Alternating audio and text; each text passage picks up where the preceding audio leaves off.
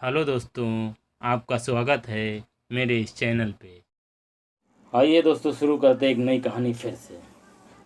एक गांव में एक बुनकर रहता था जो कपड़े बुनकर अपना और अपने परिवार का पालन पोषण करता था।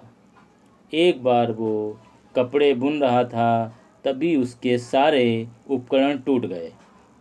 वो परेशान हो गया कि अब वो कैसे कपड़े बुनेगा। अगले दिन जंगल गया। उसने उपकरण की लकड़ियों के लिए एक पेड़ का चुनाव किया। वो जैसे ही पेड़ काटने लगा, उसे एक आवाज़ आई, कृपया इस पेड़ को मत काटो। बुनकर ने अपने चारों ओर देखा, उसे कोई नहीं दिखा। फिर उसने कुल्हाड़ी उठाई और पेड़ को काटने की कोशिश की। तभी वहाँ एक देव उसके सामने प्रकट हुए। उन्होंने कहा, तुम इस पेड़ को क्यों काटना चाहते हो? बुनकर बोला, मैं एक बुनकर हूँ। जिस यंत्र से मैं कपड़े बुनता हूँ वो टूट गया है। उसे फिर से बनाने के लिए मुझे लकड़ियाँ की आवश्यकता है। इस पेड़ की लकड़ी उसके लिए सही रहेगी। देव ने कहा, तुम इस पेड़ को मत काटो। मैं इस पेड़ पर पिछले कई वर्षों से निवास कर रहा हूँ और आगे भी करूँगा। बुनकर बोला, लेकिन अगर मैंने इस पेड़ को काट कर उपकरण नहीं बनाया तो मैं और मेरा परिवार भूखे मर जाएंगे। देव बोला, तुम मुझसे कोई भी वरदान मांग लो। बुनकर बोला, ठीक है, लेकिन मुझे एक दिन का समय चाहिए। मैं अपने परिवार से इस बारे में विचार विमर्श करना चाहता हूँ।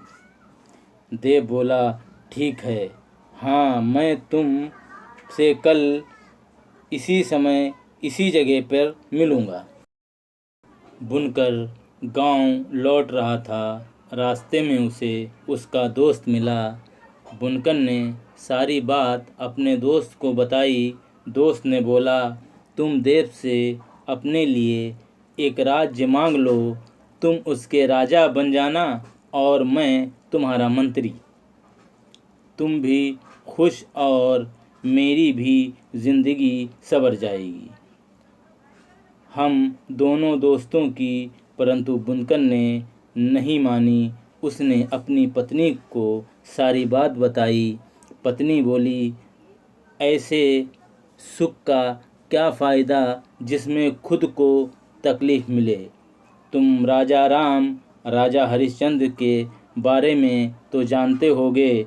उन्होंने राजा बनकर कितनी तकलीफ़ें पाईं।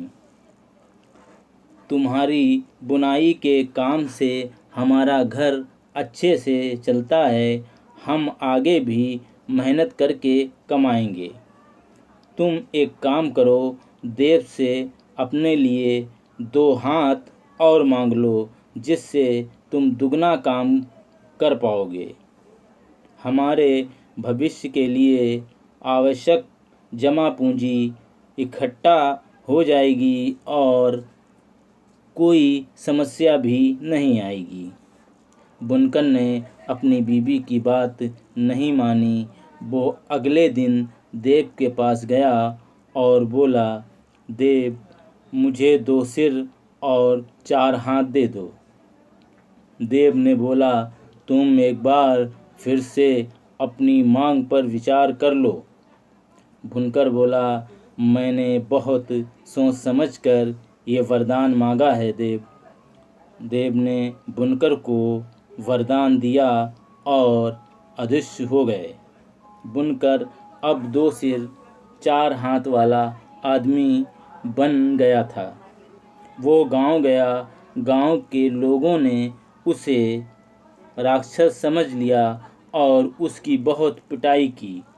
कोई चीज़ सोच समझकर मांगनी चाहिए और सही वैकित की सही सलाह को मानना चाहिए। अगर आपको कहानी पसंद आई तो वीडियो को लाइक करें और चैनल को सब्सक्राइब करें।